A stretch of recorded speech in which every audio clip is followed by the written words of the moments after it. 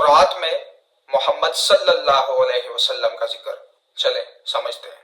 جب تک رسول اللہ صلی اللہ علیہ وسلم مکہ میں تھے کبھی بھی کسی واقعے میں بھی یہودیوں کا ذکر نہیں ہوا، لیکن جب رسول اللہ صلی اللہ علیہ وسلم مدینہ گئے تو وہاں پہ پہلے سے بہت سارے یہودی آباد تھے۔ اب کوشچن یہ ہے کہ مدینہ میں اتنے سارے یہودی آئے کہاں سے؟ کیونکہ یہودیوں کو 1000 سال پہلے سے پتا تھا کہ بہت جلد مدینہ اور اس کے آس پاس ایک پیغمبر آنے والا ہے۔ آج سے تقریباً 70 سال پہلے 3 عربی شیپرڈز فلسطین کے پہاڑوں میں ابھی گھوم پھر رہے تھے کہ اچانک انہیں دور سے ایک پہاڑ میں ایک غار، ایک کیو دیکھا۔ وہ اس کیو کے اندر گئے اور انہوں نے دیکھا کہ اس کیو میں صرف 2 جارز پڑے۔ انہوں نے یہ جارز کھول کے دیکھے تو اندر پرانے زمانے کی کچھ پیپرز اور اسکرولز پڑے ہوئے۔ انہوں نے سوچا پتہ نہیں کوئی چیز ہوگی بس، تو انہوں نے بازار جا کر تھوڑے پیسوں کے بدلے ان کو بیچ دیا۔ وہاں سے اسکرولز کسی طرح امریکہ کے ایک سائنٹسٹ کے ہاتھ لگے، جس کو ڈائریکٹ پتہ لگ گیا کہ یہ یہودیوں کی آسمانی کتاب تورات ہے، لیکن یہ کسی عجیب سے سٹائل سے لکھی ہوئی اور آج کے زمانے کے سارے تورات سے مختلف تھی۔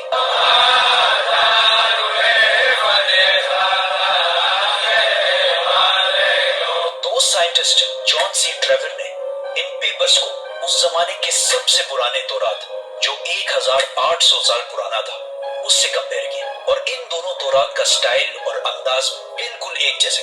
جس کاغذ پر یہ تورات لکھی ہوئی تھی اس سائنٹسٹ نے اس کی کاربن ڈیٹنگ کرائی کہ زیادہ سے زیادہ یہ کتنے پرانے زمانے کے ہو سکتے، تو پتہ چلا کہ یہ ایٹ لیسٹ 2200 سال پرانا کاغذ ہے جس پر یہ تورات لکھی ہوئی ہے، which means کہ یہ تورات جو فلسطین کے ایک غار میں ایک عام سے عربی شیپرڈ کو ملے تھے، یہ دنیا کے سب سے پرانے تورات میں سے ایک ہے۔ ایون حضرت عیسیٰ علیہ السلام کے آنے سے بھی پرانے کا تورات ہے۔ Copies of the Bible that are 1,000 years older than any previously known copy of the Bible. یہ کمپلیٹ تورات تو نہیں ہے، لیکن تورات کے بہت سارے پورشنز اس میں موجود ہیں۔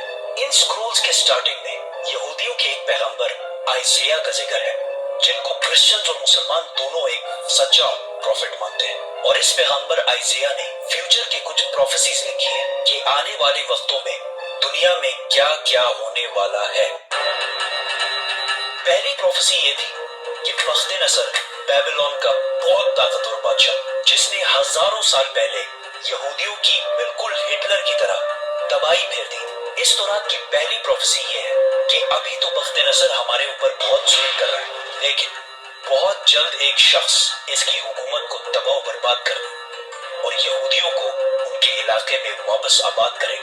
یہ پروفیسی اس تورات سے بھی 300 سال پہلے پوری ہو چکی، سائرس دی گریٹ کی شکل میں، جو ایران کا ایک بہت طاقتور بادشاہ تھا جس کو آج بہت سارے ماڈرن اسلامک اسکالرز ذوالقرنین بھی سمجھتے ہیں۔ Actually, he was Cyrus. He was the king of Persia. یہ بھی ایک بہت انٹرسٹنگ سٹوری ہے، تو سبسکرائب۔ اس تورات کی دوسری پروفیسی کی وجہ سے یہودی مدینہ میں آباد۔ اس دنیا کے سب سے پرانے تورات پروفیسی کچھ ایسے ہے: دیکھو میرا غلام جسے میں قائم رکھتا ہوں، میں اپنی روح کو اس میں ڈالوں گا اور وہ دنیا میں انصاف قائم کرے گا، اور جب تک وہ زمین پہ انصاف قائم نہ کر لے وہ پیچھے نہیں ہٹے گا اور نہ اسے کوئی کچل سکے گا، اور میں بتوں کو اپنی تعریف چھیننے نہیں دوں گا۔ اور جن آبادیوں میں قیدار کے لوگ رہتے ہیں خوش ہو جائیں۔ قیدار اس کو یاد رکھیں۔ سیلا کے لوگ پہاڑ کے اوپر چڑھ کر چیخ چیخ کر خوشی کے نعرے لگائیں۔ Let them give glory to their Lord. Now, let's break this down. سب سے پہلے کہا گیا ہے کہ قیدار کے لوگ خوشیاں منائیں، تو اب یہ قیدار کون ہے اور کہاں ہے؟ قیدار ابراہیم علیہ السلام کے بیٹے اسماعیل علیہ السلام کے دوسرے بیٹے کا نام، اور اس قیدار کے بچوں نے عرب میں ایک بہت بڑی سلطنت قائم کی، اور رسول اللہ صلی اللہ علیہ وسلم بھی اسماعیل علیہ السلام کے اس بیٹے قیدار کی نسل میں سے۔ دوسرا ذکر ہے بتوں کا۔ اس زمانے میں سب سے زیادہ بتوں کی عبادت عرب میں کی جاتی تھی۔ اب اس سے یہ تو کلیئر ہے کہ پیغمبر عرب میں آئے۔ پروفٹ آئزیہ نے تورات میں دوسری پروفیسی یہ کی تھی کہ سیلا کے لوگ پہاڑ پر چڑھ کر زور زور سے خوشی کے نعرے لگائیں۔ یہ سیلا لفظ SELA آج بھی تورات میں اسی طرح لکھا جاتا۔ اب یہ سیلا عرب میں کدھر ہے؟ This is very interesting. میری بات نہ مانے، गूगल मैप्स तो सबके पास होता है। गूगल मैप्स पर लिखें सेला अरब और सर्च दबाएं। आप सीधा इस पहाड़ की लोकेशन पर पहुंचेंगे। ये पहाड़ आज भी मदीना में है, और सिर्फ मदीना में ही नहीं बल्कि मस्जिद नबी का सबसे नजदीक पहाड़ यही सेला पहाड़ है। मस्जिद नबी से ये पहाड़ सिर्फ 500 मीटर दूर है, किलोमीटर भी नहीं, मीटर। तो तौरात में सेला के लोगों को कहा गया है कि पहाड़ पर चढ़ो और खुशी के नारे लगाओ, क्योंकि तुम्हारे पास एक ऐसा शख्स आने वाला है जो पूरी दुनिया में इंसाफ कायम करेगा।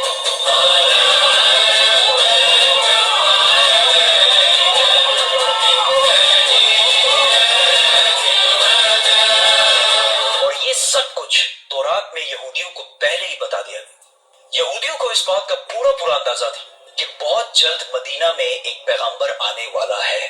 तो आहिस्ता आहिस्ता बहुत सारे यहूदी फलस्तीन से मदीना और इसके आसपास शिफ्ट होना शुरू हुए कि काश हम उस पैगंबर से मिल सकें।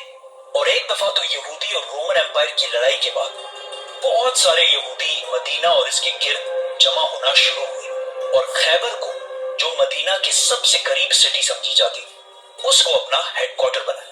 मदीना के अरब यहूदियों के नॉलेज और उनके बिजनेस करने के तरीके से बहुत ज्यादा इंप्रेस, जिस तरह आज भी पूरी दुनिया यहूदियों के इंटेलिजेंस और बिजनेस के तरीके से बहुत इंप्रेस। आहिस्ता आहिस्ता मदीना में यहूदी बढ़ने लगे, और मदीना के अरबियों और यहूदियों के दरमियान लड़ाइयां होना शुरू हुई। और हमेशा यहूदी मदीना के अरबियों को कहते हैं कि आज तो तुम लोगों ने जो करना है कर लो, लेकिन जब हमारा पैगंबर आएगा तब हम तुम लोगों को नहीं छोड़ेंगे। मदीना के अरबी हमेशा इस बात से डरते थे कि कहीं वाकई इनका प्रॉफिट आके हमें खत्म ही ना कर दे। मदीना वालों को जनरेशंस एंड जनरेशंस तक ये बात बताई जा रही थी, जिसकी वजह से मदीना वालों को यकीन हो गया कि बहुत जल्द एक पैगंबर आने वाला है।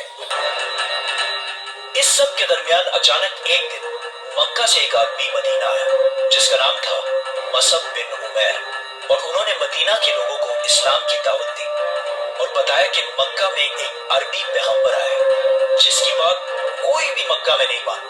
ये सुनकर मदीना वाले हैरान हो गए कि एक अरबी बोलने वाला पैगंबर, हो सकता है ये वही पैगंबर है जिससे यहूदी हमें बार बार डराते रहते। तो मदीना वालों ने डायरेक्ट दुनिया में सबसे पहले इस्लाम कबूल कर लिया। यहूदियों को जब इस बात का पता चला कि हमारा पैगंबर तो अरबियों में आ गए, तो उन्होंने साफ डिनाई कर दिया कि ये वो पैगंबर है ही नहीं। लेकिन फिर भी कुछ यहूदियों ने इस्लाम कबूल भी किया और इस्लाम के लिए जान भी दी। और तौरात में मोहम्मद सल्लल्लाहु अलैहि वसल्लम के बारे में जो पहले से कहा गया था, ये भी यहूदी जो मुसलमान हो गए थे, ये भी उन्हीं यहूदियों ने डिस्कवर किया।